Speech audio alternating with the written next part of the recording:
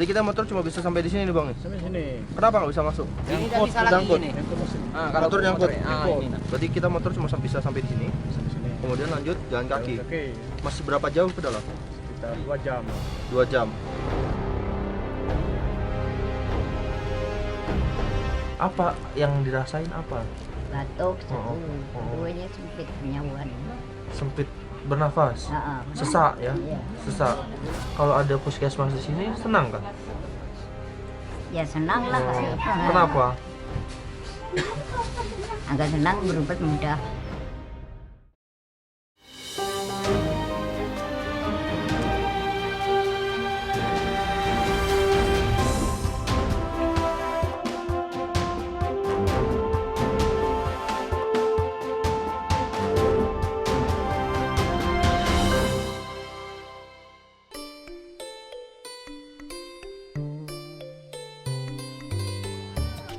Tubuh yang sehat memang menjadi kunci utama dalam mengerjakan berbagai macam aktivitas. Walau terdengar sederhana, nyatanya kata ini tidak mudah didapat mereka yang tinggal jauh dari pusat kesehatan. Pagi ini, petugas kesehatan Puskesmas Kecamatan Kota Agung cukup sibuk. Maklum saja, hari ini adalah jadwal pemeriksaan berkala masyarakat di salah satu dusun di Kabupaten Lahat. Dusun yang akan dituju kali ini adalah dusun di wilayah terluar dari kabupaten ini. Namanya Dusun Muara Cawang. Sebenarnya, jarak Dusun Muara Cawang hanya sekitar 23 km saja dari ibu kota kecamatan. Namun kabarnya, medan yang berat dan jalan yang memutari bukit sangat menyulitkan warga untuk keluar masuk dusun. Setelah perlengkapan kami terikat sempurna, kami pun memulai perjalanan. Dusun Muara Cawang merupakan bagian dari Desa Definitif Singapura, Kecamatan Kota Agung. Dusun ini berbatasan langsung dengan Kota Pagar Alam, Muara Enim, dan Provinsi Bengkulu. Tanah merah yang berbatu menjadi awal perjalanan kami. Bukan hanya kontur tanah miring yang mendominasi kawasan ini. Guyuran hujan membuat roda motor kami sulit untuk melaju di tanah merah yang menjadi liat. Bentukan jalur dari kendaraan yang sudah lewat sebelumnya menjadi pilihan para pengojek. Pilihan melalui sisi jalan lain bisa sangat berisiko licin dan terpeleset. Beberapa kali, saya harus turun dari motor agar motor yang saya naiki tidak terbalik. Dalamnya, ceruk bekas motor lain seringkali membuat mesin motor tersangkut. Dan ini berarti masalah. Walau terlihat menaiki kendaraan, nyatanya kami layaknya seperti orang yang sedang berjalan kaki. Kecepatan kendaraan kami tak bisa lebih dari 10 km per jam. Sementara, kaki-kaki para pengendara motor ini juga harus selalu dekat dengan tanah untuk menjaga keseimbangan. Keinginan kami untuk segera tiba di tujuan bukan tanpa alasan. Kondisi cuaca yang tidak menentu membuat kami khawatir dengan obat-obatan yang kami bawa. Kami pun harus menghentikan perjalanan saat gerimis datang.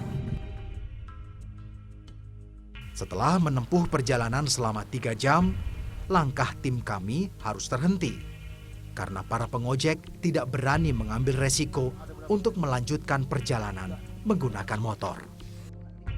Berarti kita motor cuma bisa sampai di sini nih bang? Sampai sini. Kenapa nggak bisa masuk? Dalam. Dalam? Nggak bisa ini. Seberapa dalam?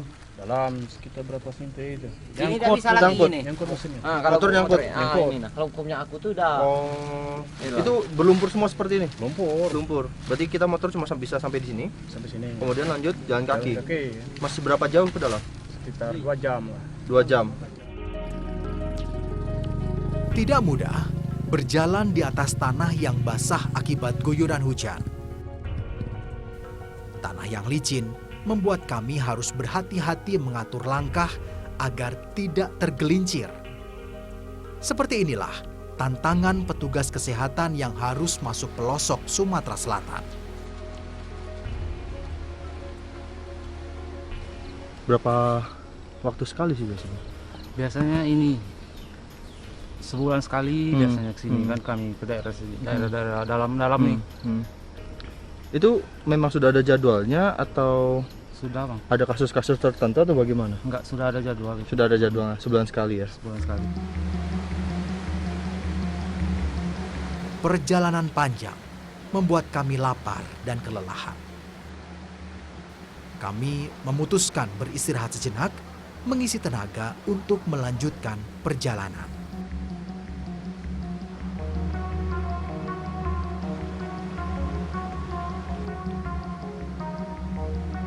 Setelah cukup beristirahat dengan perut yang sudah terisi, perjalanan kami lanjutkan. Saya tak bisa membayangkan bagaimana kehidupan warga yang tinggal di dusun Muara Cawang dengan keterisoliran seperti ini. Dalam perjalanan, tiba-tiba kami bertemu dengan sepasang suami istri yang sedang menggendong anak mereka. Awalnya, kami mengira mereka adalah petani kopi yang baru pulang dari ladang mereka. Namun ternyata, mereka adalah warga dusun Muara Cawang yang akan pergi ke puskesmas.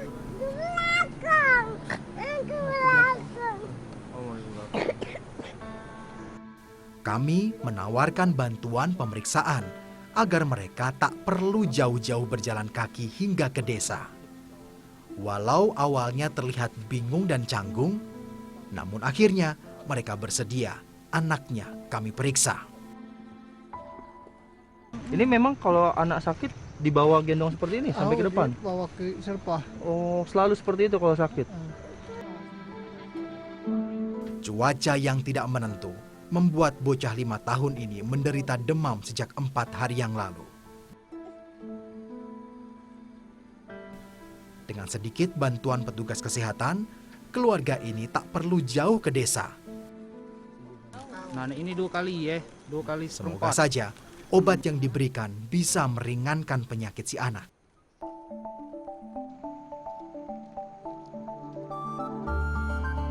Setelah 3 jam berjalan kaki melewati rimbunnya hutan Bukit Barisan, akhirnya kami sampai di dusun Muara Cawang.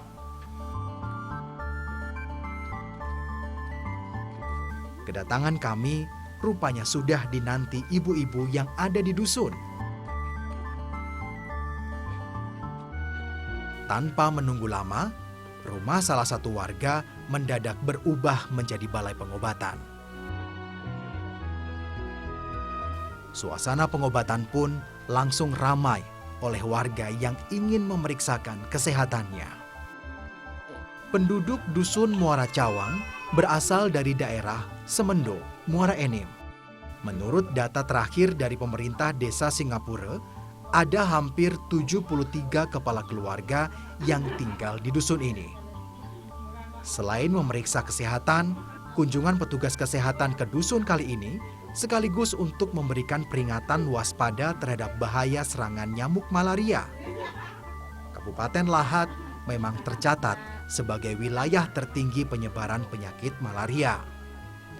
Hal ini memang cukup beralasan, karena sebagian besar wilayah ini terdiri dari hutan, perbukitan, dan semak-semak yang menjadi area berkembang biak paling cocok nyamuk tersebut.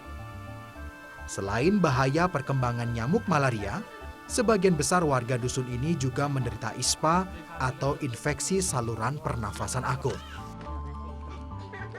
Apa yang dirasain apa? Batuk, sesak, Oh. keduanya sempit penyauan. Sempit bernafas? Nah, Sesak ya? Iya. Sesak. Oh, kenapa tidak diperiksa sebelumnya? Tahu katanya sudah diperiksa, cuman katanya apa itu paru-paru kotor. Paru-paru kotor. Kalau ada puskesmas di sini senang kan? Ya senang lah. Oh, kenapa? Agak senang berobat mudah. Lokasi rumah yang cukup jauh berjauhan menjadi kendala warga untuk datang ke lokasi balai pengobatan. Untuk itulah, terkadang para petugas harus mendatangi mereka satu persatu setelah aktivitas pengobatan di balai selesai dilakukan.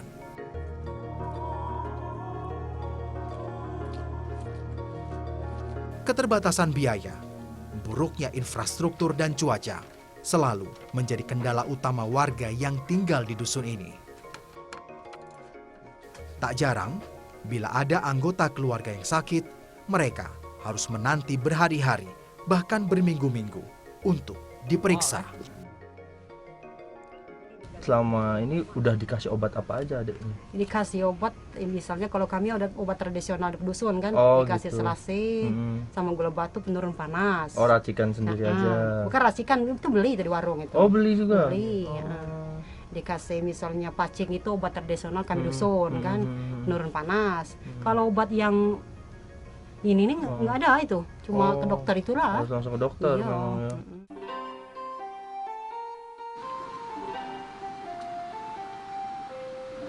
Pagi ini, saya menuju ke sekolah untuk melihat aktivitas belajar mengajar yang ada di Muara Cawang. Pendidikan di dusun ini kabarnya baru dirasakan warga sejak tahun 2005 silam, setelah warga meminta kepala desa induk mereka untuk dibuatkan sekolah pembantu. Dalam perjalanan, saya bertemu dengan siswa sekolah dasar yang sedang berangkat menuju ke sekolah. Siswa yang baru duduk di kelas 1 ini tampak begitu lincah melangkah di tengah rimbunnya hutan dan kebun kopi. Waktu dan jarak tempuh yang cukup jauh membuat sekolah menyesuaikan waktu dimulainya kegiatan belajar mengajar mereka. Bila biasanya siswa masuk pukul 7 pagi, di sini siswa-siswa diberi kelonggaran waktu 1 jam lebih lambat. Sekolah Dasar Negeri 4 Kota Agung ini menginduk pada sekolah dasar negeri yang ada di Desa Singapura. Jangan bayangkan keramaian peserta didik saat kegiatan belajar mengajar akan dimulai karena hanya ada beberapa guru honorer dan belasan siswa saja yang melakukan kegiatan di sekolah. Guru honorer menjadi satu-satunya tenaga pengajar yang ada di sekolah ini. Biasanya, para guru yang memiliki status pegawai negeri sipil hanya akan datang pada saat berlangsungnya ujian sekolah dan nasional.